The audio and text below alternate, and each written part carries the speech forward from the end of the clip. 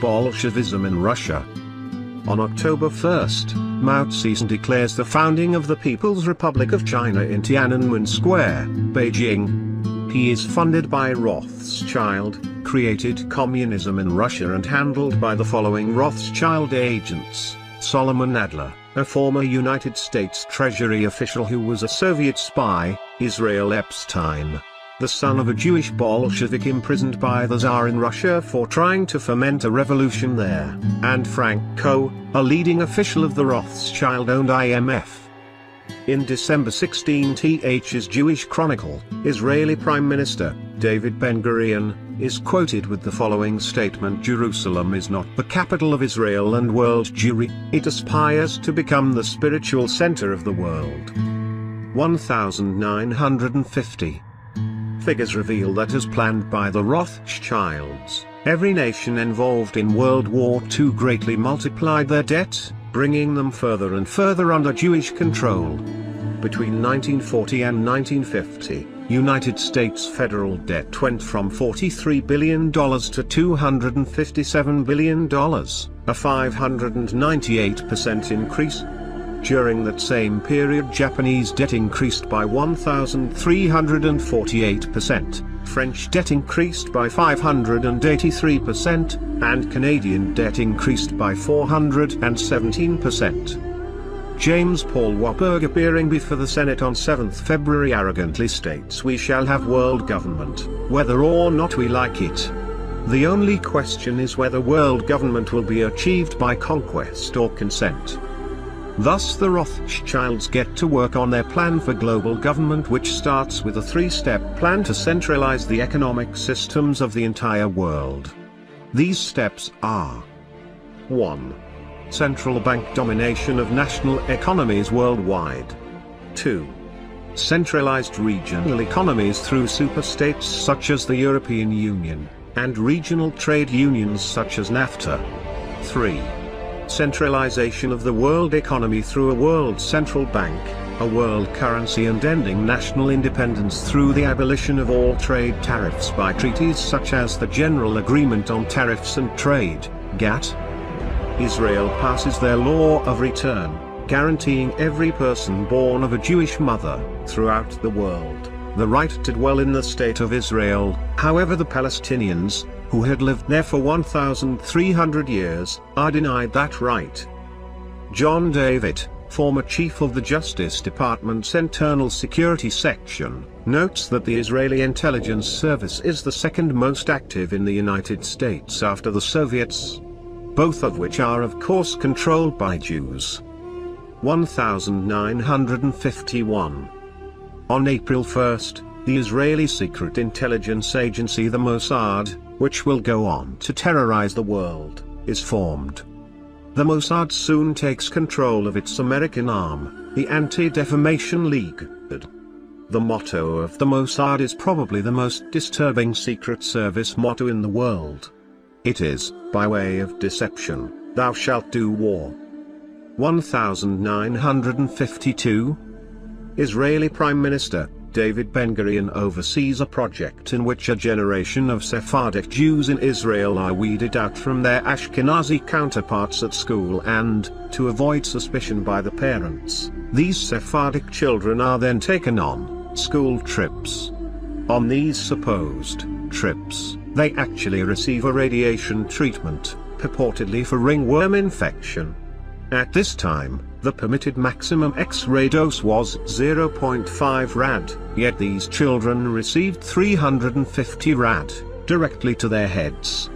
As a result, at least 6,000 die shortly afterwards, with those remaining developing severe conditions such as cancers, epilepsy, and psychosis. Those that are still alive today, and many of their children and grandchildren, are stricken with genetic diseases and malignant tumors. This is an attempt to genocide the Sephardic Jews, who are an underclass in Israel and even referred to by many Ashkenazi Jews as niggers. On April 23, during a debate on immigration law, Congressman John Rankin makes the following statement to the House on the subject of the Jews, which is recorded in the Congressional Record. "They whine about discrimination. Do you know who is being discriminated against? The white Christian people of America. The ones who created this nation.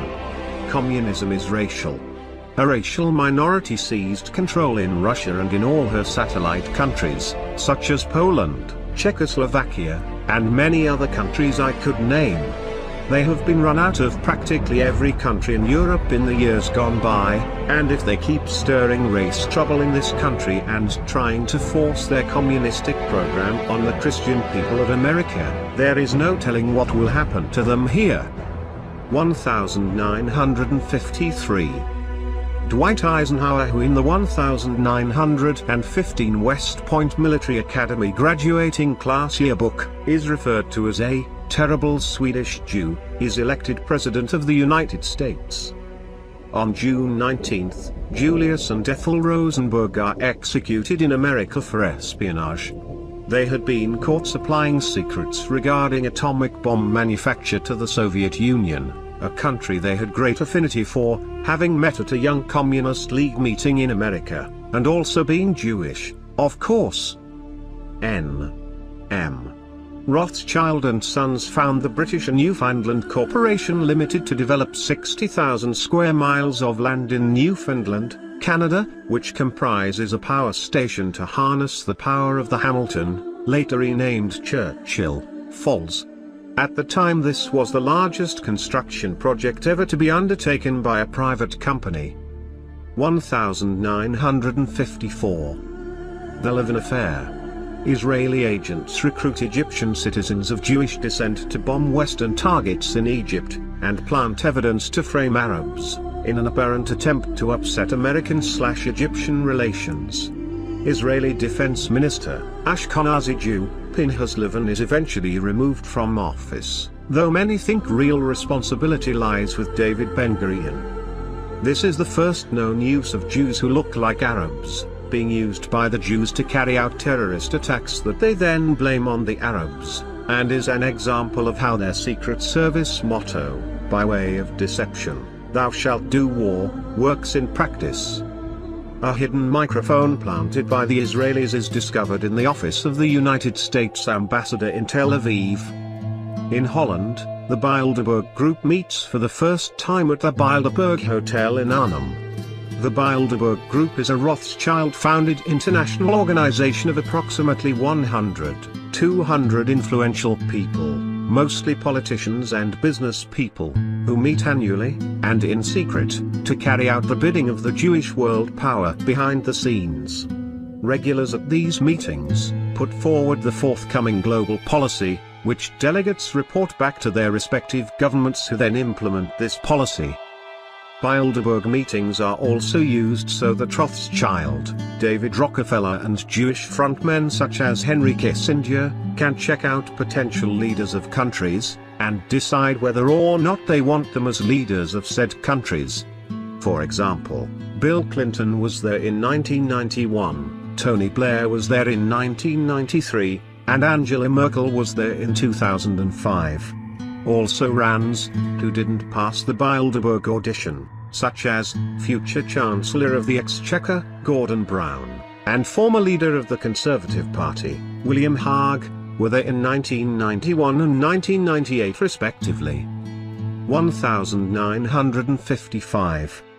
The Israeli government carries out the clandestine terrorist bombings of a number of American facilities in Cairo, with the aim of making the Americans believe the Egyptians are responsible for them, in order to damage relations between the United States and Egypt. Edmond de Rothschild founds Compagnie Financière, Paris. 1956. On October 28, Menachem Begin, he of the infamous Deir Yassin massacre and who would go on to be a future Prime Minister of Israel, states at a Tel Aviv conference: "You Israelis, you should never become lenient if you kill your enemies. You shall have no pity on them until we have destroyed their so-called Arab culture, on the ruins of which we shall build our own civilization." Telephone taps are found connected to telephones in the residence of the United States military attaché in Tel Aviv. 1957. during a joint British, Israeli, and French invasion of the Suez Canal. Ariel Sharon commands units which murder Egyptian prisoners of war, as well as civilian Sudanese workers who the Jews had captured. A total of 273 unarmed prisoners are executed and dumped into mass graves. This story is suppressed for nearly 40 years until it breaks in the August 16, 1995, edition of the London Daily Telegraph. James de Rothschild dies, and it is reported, by the Rothschild-owned media, that he bequeaths a large sum of money to the State of Israel to pay for the construction of their parliament building, the Knesset. He states that the Knesset should be a symbol, in the eyes of all men, of the permanence of the State of Israel. On page 219 of his book, Tales of the British Aristocracy, L.G. Bine, the editor of Burke's Peerage, states that the Jews ... have made themselves so closely connected with the British peerage that the two classes are unlikely to suffer loss which is not mutual. So closely linked are the Jews and the lords that a blow against the Jews in this country would not be possible without injuring the aristocracy also. Maurice de Rothschild dies in Paris. 1959. In February, crypto-Jew, Fidel Castro, declares himself Prime Minister of Cuba, after leading a communist revolution there. 1960. In his book, Impact, Essays on Ignorance and the Decline of American Civilization, published this year, Ezra Pound states a nation that will not get itself into debt drives the usurers to fury. 1962. On June 25, prayer is banned from the American public schools system following a Supreme Court decision. This court decision was based upon a case brought by a New York Jew named Engel in the case Engel v. Vidali. Senator Robert Byrd, a Democrat from West Virginia, states of this decision, "Can it be that we too are ready to embrace the foul concepts of atheism? Somebody is tampering with America's soul. I leave it to you who that somebody is." De Rothschild FREs establishes Intel as an umbrella company for all their mineral mining interests. Frederick Morton publishes his book, The Rothschilds, in which he states though they control scores of industrial, commercial, mining and tourist corporations, not one bears the name Rothschild. Being private partnerships, the family houses never need to, and never do, publish a single public balance sheet, or any other report of their financial condition. 1963. On June 4, President John F. Kennedy, the 35th President of the United States 1961-1963, signs Executive Order 11,110 which returns to the United States government the power to issue currency, without going through the Rothschilds-owned Federal Reserve. Less than 6 months later, on November 22, President Kennedy is assassinated by the Rothschilds for the same reason as they assassinated President Abraham Lincoln in 1865. He wanted to print American money for the American people, as opposed to for the benefit of a money-grabbing warmongering foreign elite. This Executive Order 11,110 is actually rescinded by President Lyndon Baines Johnson, an alleged crypto-Jew, the 36th President of the United States 1963 to 1969. In one of the first acts he carries out as United States President. Another, and probably the primary, reason for Kennedy's assassination is, however, the fact that he made it quite clear to Israeli Prime Minister David Ben-Gurion that under no circumstances would he agree to Israel becoming a nuclear state. The Israeli newspaper Haaretz on February 5, 1999, in a review of Avner Cohen's book, Israel and the Bomb, states the following on this subject: the murder of American President John F. Kennedy brought to an abrupt end the massive pressure being applied by the U.S. administration on the government of Israel to discontinue the nuclear program. The book implied that, had Kennedy remained alive, It is doubtful whether Israel would today have a nuclear option. A point of interest